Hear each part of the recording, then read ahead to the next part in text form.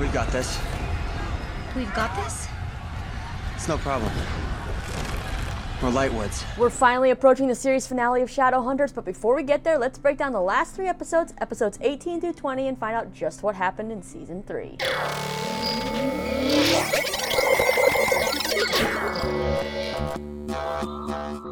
What's going on, you lovely people? Lisa here, and I know it has been a while since I've made a Shadowhunters recap. Life has gotten in the way, I had to pick and choose which shows I had time for, but here I am catching up on the last 3 episodes of Shadowhunters. Yes, I just binged all 3 in a row, so it was a lot of emotional stuff going on here, but I had to catch up considering that next week is the 2.5-hour series finale. Yes, we have finally arrived at the bittersweet series finale, so we gotta brace ourselves, right? As far as what to expect with this finale, I had the chance to chat with Catherine McNamara recently, and she told me that this finale would definitely have everyone talking in good ways and bad ways, which makes me very curious. So if you want to see that full chat where we talk about Shadowhunters and Arrow, the link is down in the description. But there is a lot to talk about in these 3 episodes. We have to say goodbye to a character, we have demons flying in, we have swords flying around, creepy incestual kisses again, and magic, lots of things, proposals, and whatever. So let's just dive into the first episode, episode 18, and basically through these 3 episodes it feels like I'm reliving parts of Avengers Endgame with that whole thing, because yeah, you'll get it when I get to the end. Alright, so starting off with Season 3, Episode 18. It is Halloween, and in Shadowhunters world, it's the one time a year the Downworlders get to, well, be themselves. Let their freak flags fly, right? Well, they're not freaks. I don't want to call them freaks, but you get what I'm saying. But unfortunately, that also means the demons come out to play. Now, Simon's sister, Becky, is in town and comes to, keep the tradition alive of spending the holiday with Simon and Clary, but she's basically just kind of fascinated by this whole Shadowhunter and Downworlder thing that she is now learning about. And it's a tad bit irritating, but honestly, I think if I were in her shoes, I'd be fascinated and asking so many questions as well. But she is good for one thing, giving Sizzy that little helpful nudge to get that ship off the ground. She ends up realizing her baby brother has a crush on a hot, kick-ass Shadowhunter, and after Izzy saves Becky from a demon attack, Becky insists Simon go help Izzy with her research, of course, so that way we can get that ball rolling on Sizzy. And just as he's about to kiss her in that episode, they of course are interrupted by a break-in. But what is the cause of this break-in? Well, some Drevic demons have started wreaking havoc around town, and it's so bad that Malec has to send out all the Shadowhunters to start tracking down the Queen to stop it all. Now, right before this, Izzy has tried using this Heavenly Fire Serum to separate Jonathan from Clary, but it doesn't work. So during their venture out for demons, Jace promises to not leave Clary's side because you don't want that demon side to take over Jonathan's, power over her. And well, it seems like maybe this serum had a reversed effect, because at one point Clary is with just Izzy and she starts defending Jonathan until Jace shows up and snaps her out of it. So she is really starting to, cross over that line. Then Clary and Jace track down the Queen's lair, this Queen demon, but the demon guarding it ends up throwing Clary through a wall and pretty much knocks her out. And as she's fading, she sees Jonathan standing there waiting for, of course, with his demon wings, while on the other side is Jace with his angel wings. Of course, the angel and the devil both calling out to Clary. And who does she go with? We end up seeing her grabbing Jonathan's hand and giving into his bitching and whining. And she wakes up, of course, with her fully black demon eyes fluttering, while Alec and Jace end up taking down this Queen demon. Now, after saving Becky, Izzy and Alec learn someone is leaving demon bait around on purpose, and it turns out to be the Seelie Queen, who has done this to lure everyone away from Jonathan. She then sends Jonathan's Seelie friend, Lanaya, with a spear to the Institute to kill Jonathan because she's afraid he'll spill the beans that the Seelie Queen has, the Morningstar sword. Well, when she breaks in, that's the alarms that start going off that interrupt the Simon and Izzy kiss. And when Izzy calls Jace to inform him that it's all been a diversion, Clary knocks Jace out and portals into Jonathan's cell just in time to kill Anaya before she does any harm to Brother Dearest. And yes, you can see the delight on Jonathan's face as Clary says she won't let anyone hurt him. On the rest of the relationship front this episode, Luke is back and it seems like things are good with him and Maris, but Maris still wants to keep this on the down low for now, so she's only told Magnus. Maya and Jordan are back, and Jordan is no longer with the Praetor and he's thinking of heading out to travel and work on his bucket list, but Maya asks him to stay and be her number 2, her beta for her new pack she's building. He's of course hesitant, thinking Maya only forgave him for everything because she thought he was dying, but she explains she meant every word. She has seen how he has changed and become a better man and is truly, sorry for what he did changing her, and she thinks that they could have a strong pact together. Then comes the heartbreak of this episode. Things are still awkward after Magnus's drunken outburst about being unhappy, so Alec decides to make a choice. He goes to a warlock who channels spirits to call upon none other than Asmodeus to ask him to return Magnus's magic, and as expected, it doesn't come without a price. Basically, Asmodeus says he'll return Magnus's immortality and magic if Alec breaks up with Magnus, because Alec is, of course, the source of all Magnus's suffering, he thinks, and if Alec doesn't abandon Magnus, he'll still be the death of him. And the alternative is Magnus will always resent Alec. So, Alec gets advice from Izzy, Jace, and everyone as he's watching all these relationships and everything, and mulls over this all, and he comes to the tough decision of breaking up with Magnus, which is just heartbreaking because we actually see in this episode Magnus confide in Maris about his problems and what he's been going through and how he's been, taking it out on Alec, and it seems like he is starting to turn a corner where he's slowly starting to accept this. So the fact that this is happening at the same time Alec chooses to break up with him, it makes that breakup so much more painful to watch as they're both crying, and you see Magnus being like, how was this supposed to help me? This is just going to make me worse. And he tries to kiss Alec, and he kisses him, but you can see Alec trying not to kiss back. And yeah, it's just a heart-wrenching thing, and it's just like, they can't let this last long, right? Because we need a happy ending. We need this series to end with a lovely wedding, correct? Well, now that Asmodeus has gotten his wish, he weasels his way back to New York by using and killing the warlock that helped Alec, and now he says his son needs him. And well, that wraps up the main events of episode 18, so let's keep charging ahead to episode 19. We continue with our heartbreak of Malec as Magnus wanders the streets, being reminded of Alec by almost everything he looks at, even talks of when they were gonna start a family, and it's just, yes guys,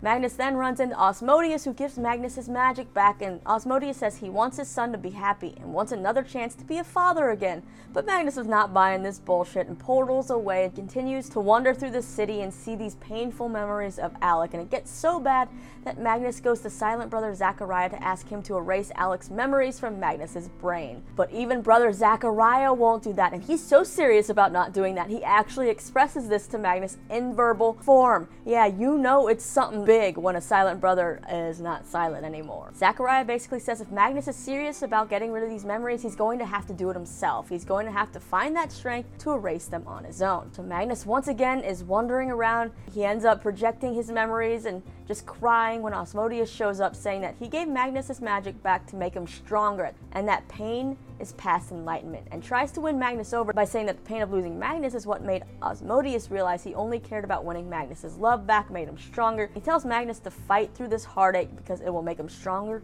and wiser, and we then see Magnus listen to Asmodeus for now anyway, and tuck those memories back into his head, and we see them embrace for a hug, but it's kind of awkward, and it's like, what's Asmodeus' actual motive here? Moving on, everyone gets up to speed about the fact that Clary has given in to her dark side, and now the kill order on Jonathan and Clary has been reinstated by the Clave, so our shadow hunters are determined to get to this duo before anyone else. So Jace has a plan to infiltrate Clary and Jonathan and sends a fire message to Clary saying he can't live without her and wants to help her, and he'll do whatever it takes because his love for her is greater than his love for the Institute. So he's hoping that he can, convince them that he's on their side and hold them off long enough for Izzy to finish her experiment, and that they can come with this heavenly fire and fix the whole situation. Well, of course, our jealous demon brother, Jonathan, tries to tell Clary this whole thing's a trap. But you see, just like how Jonathan can't live without Clary, Clary can't live without Jace. And well, she wants the best of both worlds here. She wants Jace and Jonathan, so she wants to hear Jace out. Back at the Institute, Izzy continues to work on her glorious serum, and it works, but when it's done, it turns into rock form. So now they gotta figure out another way to get this into Jonathan. So they think Luke's iron sister, Sister Cleophas, can help, but she can't come and sends Luke with her tools instead and instructions on how to forge a new sword with glorious but the binding agent that they need is angel blood, and since Jace has left to infiltrate these demon siblings, their only hope here is Simon, who probably has traces of Jace's blood still inside of him. So we get a cute Sizzy moment as she distracts Simon from taking his blood by saying that she's finally watched the superhero movies he rambles about. She's definitely starting to see Simon in that romantic way now. But back to our crazy throuple. So Clary and Jonathan meet with Jace and hear him out, while Jonathan, of course, does not buy a word that Jace is saying and doesn't want to be a third wheel. Clary says she would never treat Jonathan that way, but right now, she's trusting Jace. Clary tells Jonathan she can make her own decisions and decides to let Jace come with them. She trusts him. So now they're in Prague, and the plan is to, well, kidnap the Seelie Queen to get the sword. So they go to a club that she frequents. Now Jace attempts to talk some sense into Clary when Jonathan's not around, but it doesn't work. And they head into this club and await the Queen's arrival. Meanwhile, Jace has been contacting Malec through a Seelie ring like we saw Simon do back in his undercover mission, and he's been updating him on the whereabouts, but the sword is taking a little longer than expected to make. So in the club, Jonathan's still being a paranoid jerk when Seelie drugs start falling from the ceiling, and Jonathan uses this as a time to really test Jace and urges him to take some, to let loose, and if, he's really there to be with them, to have fun. And, well, Jace reluctantly agrees and takes some of these drugs, and, yep, it starts to mess him up. So he sends an SOS to Alec, being like, I can't focus, I'm out of it, but I'm trying to remain focused, you guys better hurry up. Now when Clary drags Jace onto the dance floor for some dirty dancing, and it of course makes Jonathan super jealous, and then he spots Jace wearing a Seelie ring, and he knows he's got to do something. And well, the Queen arrives, and Jonathan decides to turn the guards on Jace. So yeah, the Seelie guards go after Jace, causing Clary to have to choose for now, at least in this moment, Jace or Jonathan. And she chooses Jace, and they fight off these Seelie guards. But while it seems like Jace is just kind of knocking them out, Clary is being brutal, man, just stabbing and killing these guys. Jonathan then goes after the Seelie Queen. She bites him, but he manages to restrain her, and he tells Clary that Jace was being shady this whole time, communicating through a Seelie ring. And of course, she's now pissed off, and Jace tries to plead with her for the 5,000th time, but Clary says if he tries to come between her and her brother again, she'll end him. She basically knocks him on his ass and then through a portal to the Institute, where he's kind of got to come crawling back with his tail between his legs to tell the others that he's lost her. Well, at least they now have the Heavenly Sword, right? So that's gonna help, but can they get to Clary and Jonathan before they get the Morningstar Sword from the Seelie Queen? Now, the other little plot line in this episode is that Maya and Jordan are starting to get close again. They do end up kissing, but Maya pulls herself away. They're then interrupted by Raphael, who has come to apologize for everything he's caused and pay his respects. But Jordan and Maya are actually more fascinated with how he's actually standing there in the sunlight. So they sit down, and Raphael explains it over some beers that he's now a human again because of Alder Tree's experiment. And this makes Jordan and Maya mad because they're like, wait, the Shadowhunters have been holding on to something that could change our lives, that could make our lives normal again, give us that second chance and a human life. So they angrily march down to the Institute to demand to know about the serum. But the thing is, there's only one vial left, and they can't just, be like, here, have it. It's a big decision, and they don't want to, just give it to anybody. And well, Maya's kind of mad about this, and she and Jordan storm out and return to the Jade Wolf. But by that time, Maya's actually thought about it, calmed down, and put things in perspective, realizing she doesn't deserve that vial more than anyone else, and she's at peace with it now. So she goes off to find food, but we see that someone else isn't at peace with this. Somehow Jordan managed to steal that last vial of serum before he left. I don't know how he did that or who let him do that, but security's kind of lacking right now at the Institute.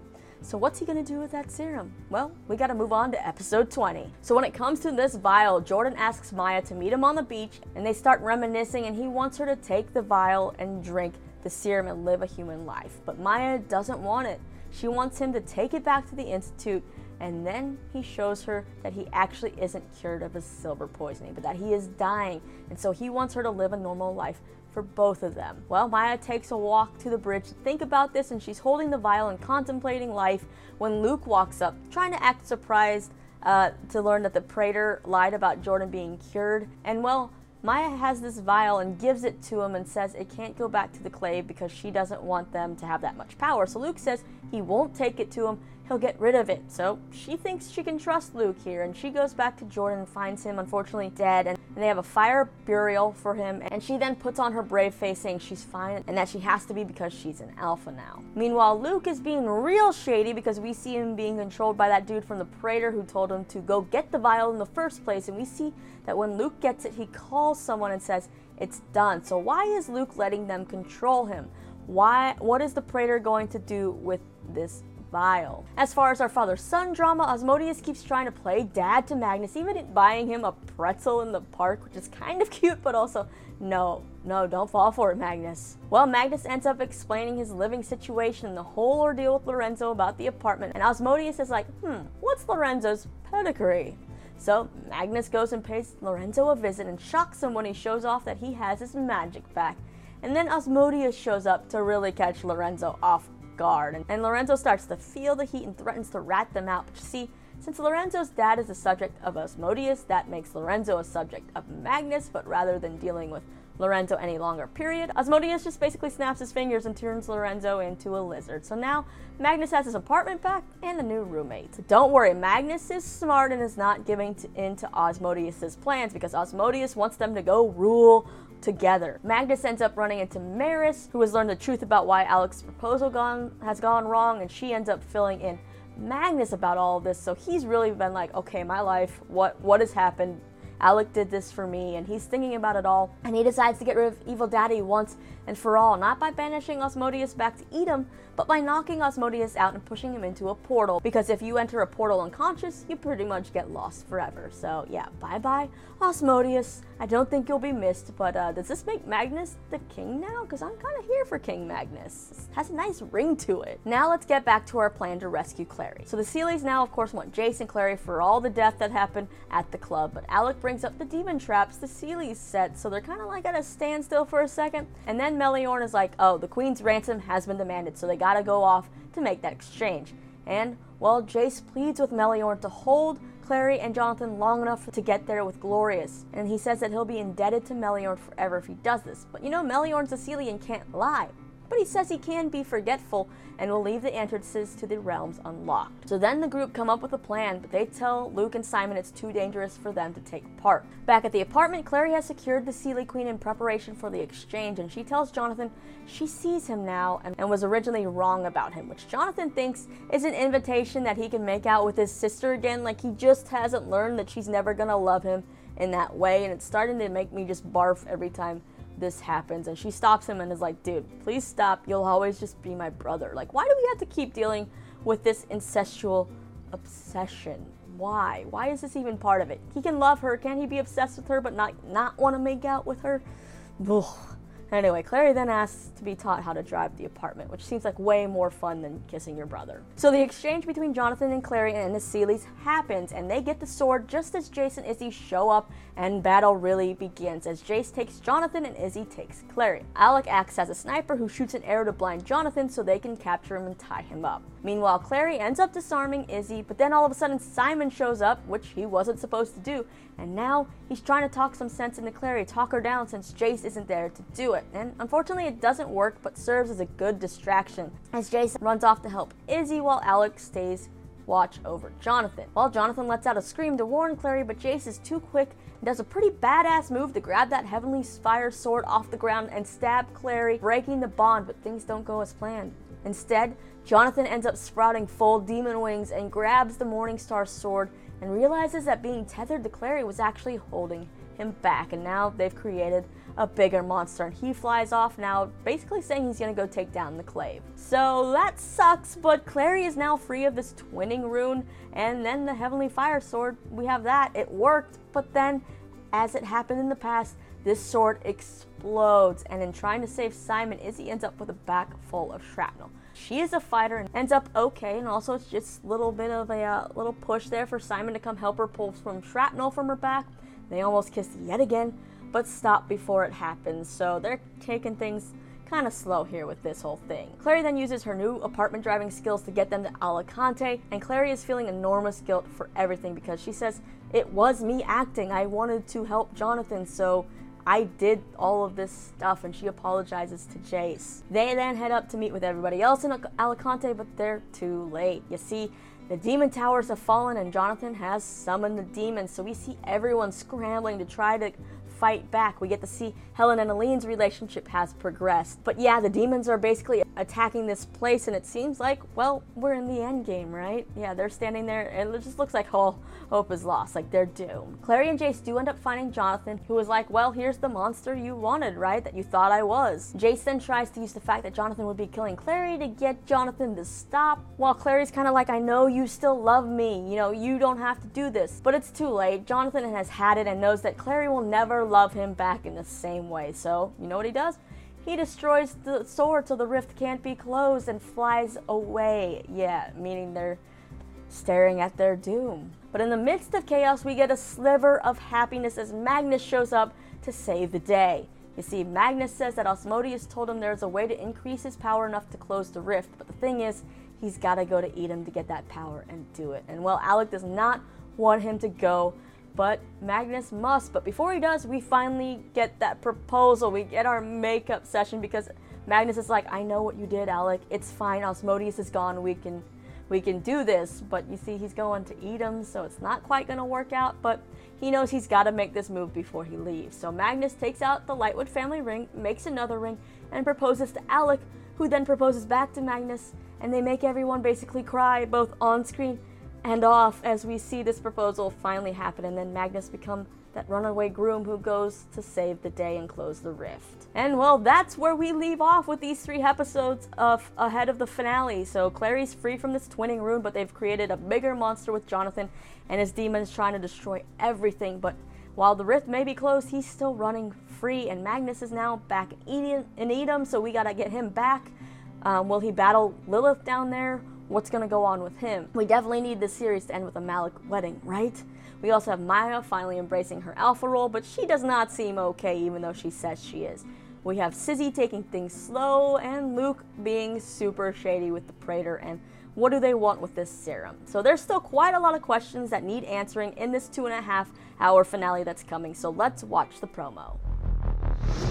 Magnus sacrificed everything to save us. And I'm going to get him back. I have a wedding to plan. Becoming a shadow hunter, it's who I was always meant to be. I wouldn't trade the shadow world for anything. I'm praying for an angel to come. You can't be afraid to open your heart to the people that you care about. It's what we fight for, so we can live and love in peace. This is not the same Jonathan. He's more powerful than ever. There's nothing more beautiful than the birth of God. He wants Clary to watch the world die. I am the only one who can end this. I can stop him. Just stop the killing. Stay back, Clary, or I will end you too. Jonathan.